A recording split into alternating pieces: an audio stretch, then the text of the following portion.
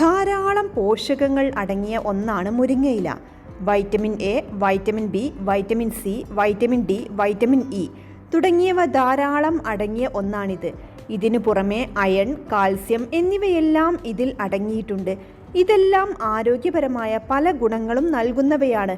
Folic acid, anti ഓക്സിഡൻറ്റുകൾ എന്നിവയും ഈ മുരിങ്ങയിലയിൽ ധാരാളം അടങ്ങിയിട്ടുണ്ട്. ശരീരത്തിൽ നിന്നും വിഷം, അതായത് ടോക്സിനുകൾ നീക്കം ചെയ്യുവാനുള്ള നല്ലൊന്നാന്തരം മരുന്നാണ് ഉണക്കിപ്പൊടിച്ച് തിളപ്പിച്ച് വെള്ളം.